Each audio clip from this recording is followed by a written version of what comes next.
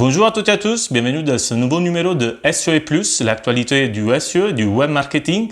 Cette semaine, on a beaucoup de nouveautés à voir ensemble. Google Shopping, Google Ads et de nombreux tests sur les SERP de Google. 3, 2, 1, c'est parti!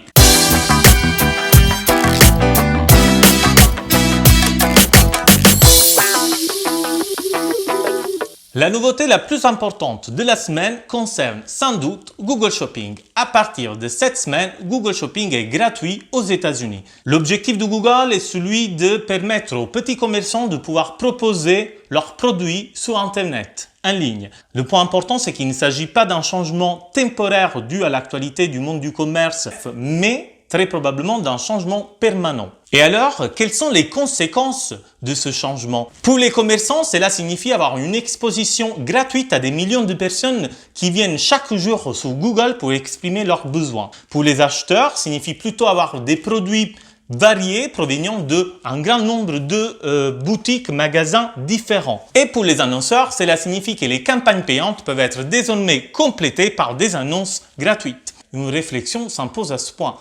Si Google Shopping devient organique, sans doute on pourra faire du SEO dans cette section de Google. Quels sont alors les critères que Google prendra en compte? Pas d'infos disponibles en ce moment. À mon avis, il prendra en compte les données structurées et l'organisation du feed. Deuxième nouveauté, le mois dernier, Google avait annoncé une aide de 340 millions de dollars aux petites et moyennes entreprises à utiliser comme crédit publicitaire sur ces plateformes jusqu'à la fin de l'année 2020.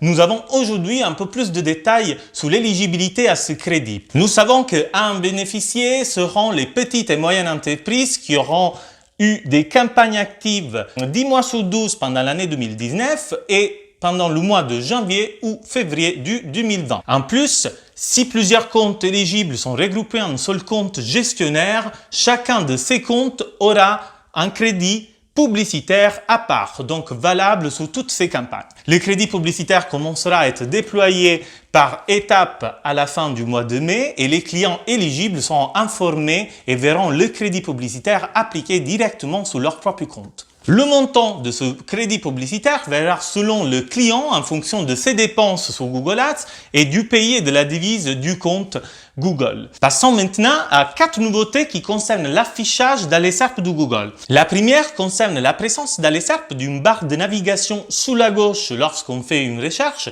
et sur mobile comme une sorte de menu en horizontal. Il s'agit d'un format que nous avons connu avec la requête Covid-19. Apparemment, ce type de SERP sont de plus en plus fréquentes sur les requêtes liées aux livres, aux émissions télé, aux jeux vidéo. Il reste donc à voir si Google va confirmer cette évolution. Deuxième nouveauté de Google concerne uniquement la version mobile. Il semblerait que Google teste en ce moment un nouveau look sur le mobile pour les résultats enrichis du type How to. Les utilisateurs doivent maintenant cliquer sur le texte sur cette page pour voir afficher la liste entière de toutes les étapes prévues. Et encore, Google peut maintenant nous proposer des recherches alternatives basées sur notre activité. Certains utilisateurs ont remarqué que Google suggère une autre requête basée sur la recherche initiale.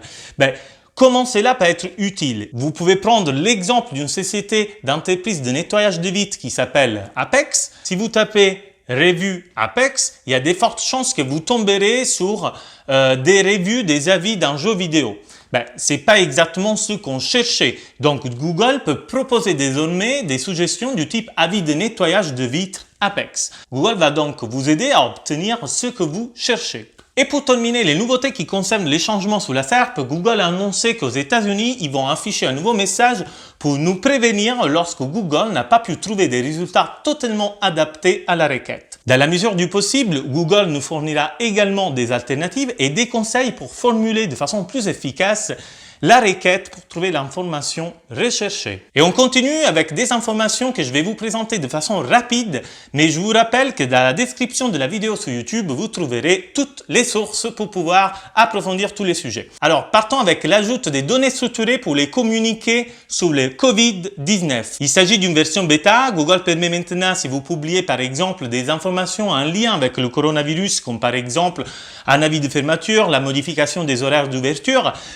vous pouvez ajouter des données structurées spéciales announcement ou passer directement par la Search Console. Cela aidera Google à comprendre les données inhérentes au communiqué sur le Covid-19 pendant qu'il essaie d'étendre cette fonctionnalité à davantage de cas. Et encore une autre information qui concerne Google Ads, Google étend la vérification de l'identité à tous les annonceurs qui sont sous sa plateforme. En 2018, Google avait déjà mis en place une procédure d'identification pour tous les annonceurs liés au monde politique. Et cette mesure, elle va s'étendre à tous les annonceurs, d'abord aux États-Unis et ensuite dans le monde entier. Et cette semaine est riche en informations pour Google Ads parce qu'on a encore une autre nouveauté qui concerne le type d'annonce appel direct. À partir de maintenant, Google propose de pouvoir ajouter un lien dans ce type d'annonce pour lesquels il y avait uniquement la possibilité de pouvoir déclencher un appel. Et nous terminons ce deuxième numéro de SEO et Plus avec deux actualités qui concernent les social media.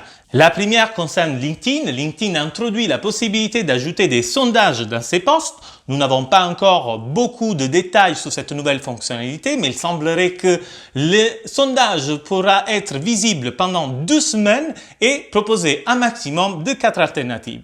Et la dernière nouveauté de la semaine concerne Facebook. Aux États-Unis, ils lancent une nouvelle application qui s'appelle Facebook Gaming pour concurrencer Twitch, Mixer et YouTube. Ils se lancent effectivement dans le streaming de jeux, même si cette application propose également des jeux et toute une communauté autour des jeux. La société est initialement prévue en juin, mais la société a annoncé le lancement immédiat pour pouvoir nous proposer un nouveau service pendant cette période d'isolement. Et il ne me reste qu'une toute petite information qui concerne WhatsApp qui propose maintenant des vidéo-appels à 8. Et c'est tout pour cette semaine. N'hésitez pas à laisser vos commentaires et éventuellement ajouter d'autres nouveautés pas mentionnées.